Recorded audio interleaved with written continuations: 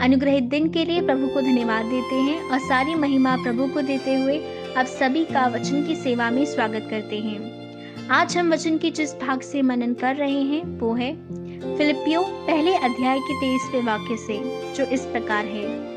क्योंकि मैं दोनों के बीच अधर्म में लटका हूँ, जी तो चाहता है कि कूच करके मसीह के पास जा रहूं, क्योंकि ये बहुत ही अच्छा है। इस अनुग्रहित वचन से आज हम त्यागने के विषय में मनन करेंगे।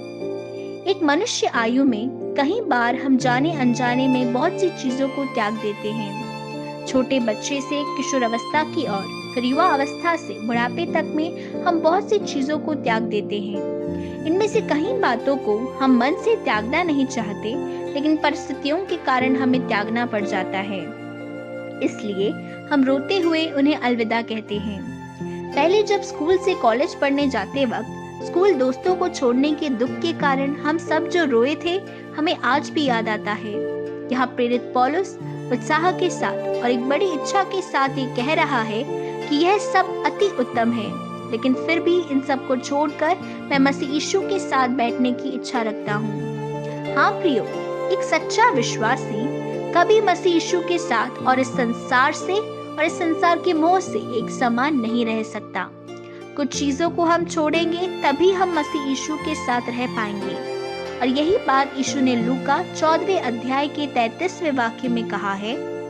इसी रीति से तुम में से जो कोई अपना सब कुछ त्याग ना दे, वो मेरा चेला नहीं हो सकता। हाँ प्रियो, हमारे पास जो कुछ है उसको हम त्यागेंगे तभी हम परमेश्वर के संग रह पाएंगे। हमारे पास ऐसा क्या है? हर वो चीज जो हमें परमेश्वर के संग रहने से रोकती है, उन सब चीजों को हम अलविदा बोलने पाए। दूसरा कोरिन्थियों 6 अध्याय के 16वें वाक्य में प्रेरित पौलुस 2-3 कारण बताते हैं कि हमें क्यों त्यागना है। क्योंकि हम जीवित परमेश्वर के मंदिर हैं, क्योंकि परमेश्वर हमें वास करता है, हमारे बीच चल रहा है, हम परमेश्वर के जन और परमेश्वर हमारा परमेश्वर है, इसलिए हम त्यागने के लिए तैयार रहे। अशुद्धता को त्याग कर शुद्धता की ओर चलने के लिए हम तैयार होने पाए, और विश्वास और अधर्म को त्याग कर विश्वास और धर्म की ओर चलने के लिए तैयार होने पाए। हम दबी हुई एक अवस्था से हम मन खोलने की अवस्था की ओर बढ़ने पाए, अंधकार को छोड़कर उजियाले की ओर हम मुड़ने पाए। हाँ प्रियो, अनंत काल के अनुभव पाकर हम इस संसार में रह रहे हैं, तब इस संसार से और इस संसार के मोह से और विश्वास को त्यागने वाले बने।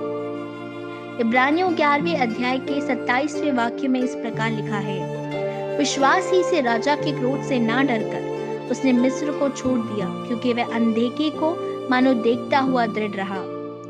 यदि हम संकल्प न करें मूसा से ये पूछने की कि मूसा ने मिस्र की संपत्ति, अधिकार, प्रधानता को त्याग कर आने का कारण क्या है, तो मूसा वचन के आधार पर हमसे इस प्रकार कहता, मैं इन सब चीजों को छोड़ पाया, इसका एकमात्र कारण ये है कि मैंने अदृश्य परमेश्वर को अपने विश्वास की आंखों से देखा।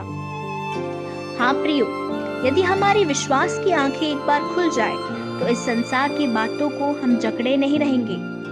हम इन सब बातों को बेकार मानकर यीशु मसीह के संग रहने के लिए हम कितना भी मूल्य देकर किसी भी चीज को छोड़ पाएंगे। आज सुबह सुने गए वचन के आधार पर एक बार परमेश्वर के सामने अपने जीवन को समर्पित करते हुए परमेश्वर से प्रार्थना करें। हे परमेश्वर, मुझे जिन चीजों को त्यागना है, जिन स्वभावों से मुझे दूर भागना है, आज सुबह मसीह यीशु के संग रहने से हमें रोकने वाली हर बात को पवित्र आत्मा वचन के द्वारा हमसे बात करें। आइए हम प्रार्थना करने पाए। हे हमारे स्वर्गीय पिता, अनुग्रहित दिन में आपके दिए वचन के लिए आपका धन्यवाद। आपके संग रहने योग्य बनने के लिए हमें रोकने वाली हर बातों को त्यागने के लिए हमारी आंखों को प्रकाशित करें। इस प्रार्थना को मसीह यीशु के नाम से मांगते हैं, आमीन। इन वचनों के द्वारा परमेश्वर आपको बहुतायत से आशीष दे। प्रभु की स्तुति हो।